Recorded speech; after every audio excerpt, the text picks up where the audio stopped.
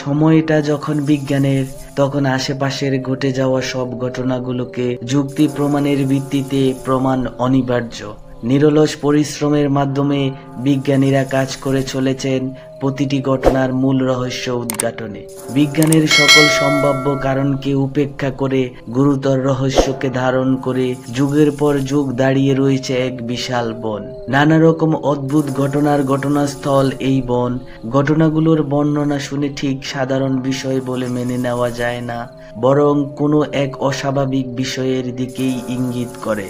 বিজ্ঞানীরা বছরের পর বছর বহু চেষ্টা করেও এর রহস্যের কোনো কুল কিনারা করতে পারেননি, যার ফলে অসংখ্য গাছগাছালিতে ঘেরা বনটি ওয়ার্ল্ডস মোস্ট হন্টেড ফরেস্ট হিসেবে পরিচিত হয়ে আসছে সকলের কাছে। রোমানিয়ার ট্রান্সিলভানিয়ায় অবস্থিত ক্লাজ নাপোকা শহরে হইয়া বাসিও নামক একটি বন অবস্থিত। এই বনে প্রায়শ ঘটে যাওয়া বিভিন্ন অতিপ্রাকৃত ঘটনা বনটিকে ভৌতিক ও রহস্যময় করে রেখেছে।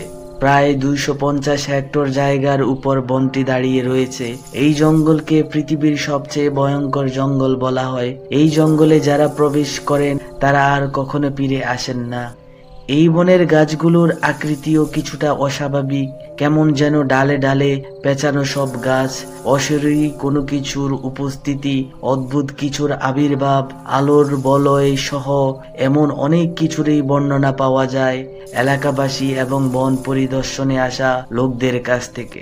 জঙ্গলে এমন এমন সব ঘটনা হয় যে একে ট্রান্সিলভানিয়ার বারমুডা ট্রায়াঙ্গেল বলা হয়। বনে ঘুরতে আসা প্রায় সকলের কাছ থেকেই শোনা যায় তারা বনে থাকার পুরো সময়টা জুড়েই এক ধরনের অস্বাভাবিক মানসিক উদ্বিগ্নতায় ভুগে থাকেন। শুধু তাই নয়, তারা অনুভব করে কেউ তাদেরকে প্রতিনিয়ত চোখে চোখে রাখছে।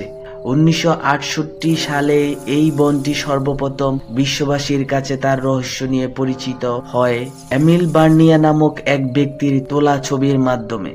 এই বনে ভ্রমণের প্রাক্কালে এমিল বার্নিয়া একটি ইউএফও দেখেন বলে দাবি করেন এবং সাথে সাথেই তিনি তা ক্যামেরাবন্দি করে ফেলেন।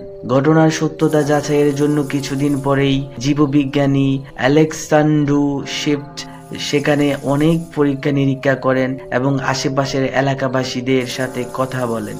এলাকাবাসীদের সাথে কথা বলে জানা যায় তারা এমন গোলাকৃতির তীব্র আলোর বলয় বন থেকে ঊর্ধ্বাকাশের দিকে মাঝে মাঝে যেতে দেখেছে। 2002 সালে সর্বশেষ ইউএফও দেখেছিলেন দুজন ক্লাজবাসী।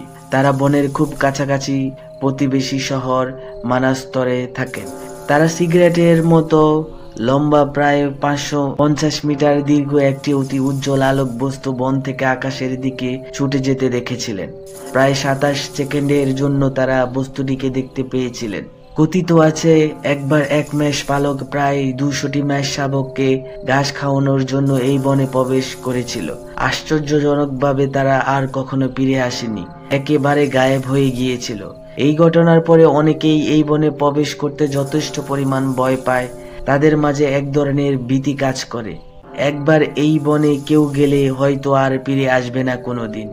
এরপরেও সাহস করে যারা গেছেন তারা মাথা ঘোরা, মাথা ব্যথা, বমি ভাব, গায়ে ফোস্কা পড়া, আছড়, শরীরের বিভিন্ন স্থানে পড়ে যাওয়া সহ বিভিন্ন ধরনের শারীরিক অসুবিধার শিকার হয়েছেন। একবার 5 বছর বয়সী একটি মেয়ে ঘুরতে ঘুরতে বনে প্রবেশ করে এবং রীতিমতো গায়েব হয়ে যায়। অনেক খোঁজাখুঁজি করেও তার কোনো হদিশ মেলেনি। ঠিক 5 বছর পর ওই মেয়েটি অক্ষত অবস্থায় সেই একই অমলিন পোশাকে বন থেকে বেরিয়ে আসে। তার কাছে যখন জানতে চাওয়া হয় সে কোথায় গিয়েছিল, এতদিন কোথায় ছিল, মেয়েটি কিছুই বলতে পারেনি। গত 5 বছরের কোনো কিছুই সে স্মরণ করতে পারেনি। বিজ্ঞানীরা পরীক্ষা করে দেখেছেন এই বনে অস্বাভাবিক মাত্রায় তেজস্ক্রিয় বিকিরণ, মাইক্রোওয়েভ বিকিরণ ও ইনফ্রারেড বিকিরণ হয়ে থাকে। এছাড়াও এখানে চৌম্বকীয় ও তড়িৎ চৌম্বকীয় ক্ষেত্রের বেশ কিছু বিচ্যুতি রয়েছে। বনের ঠিক মাঝখানে এমন একটা জায়গায় রয়েছে যেখানে কখনো কোনো ঘাস বা অন্যান্য তৃণ জন্মাতে দেখা যায়নি। বিজ্ঞানীরা এখানকার মাটি নিয়ে পরীক্ষা করে দেখেন, কিন্তু পরীক্ষা করে এমন কোনো পদার্থের উপস্থিতি সেখানে পাওয়া যায়নি যার কারণে কোনো উদ্ভিদের জন্ম এবং বৃদ্ধি ব্যাহত হতে পারে। স্থানীয় বাসিন্দারা এই জায়গাটিকে ভুতুড়ে ঘটনার কেন্দ্রবিন্দু বলে থাকেন। তাদের ধারণা কোনো অশরীরী কিছু বা অতৃপ্ত আত্মার বাস এই জায়গায়। এমন ভুতুড়ে ঘটনাবলীর কারণস্বরূপ এলাকাবাসীরা বলে থাকেন রোমানিয়ার বেশ কিছু চাষিকে নাকি অন্যায়ভাবে এই বনে হত্যা করা হয়েছিল আজ থেকে প্রায় 50 বছর আগে। তাদের অতৃপ্ত আত্মাগুলো হয়তো এই বনে আটকে রয়েছে। রহস্যময় আলোর কুণ্ডলী, বনের গাঢ় স্তব্ধতা ভেদ করে অদৃশ্য রমণীর কণ্ঠস্বর এবং কখনো বা হাসির আওয়াজ, এই সকল ঘটনা প্রায়শই এলাকাবাসী প্রত্যক্ষ করে থাকেন। বনের গাছগুলোর মাঝে দিয়ে মাঝে মাঝে সারি সারি আলোক রশ্মি বেরিয়ে আসতে দেখেন স্থানীয়রা।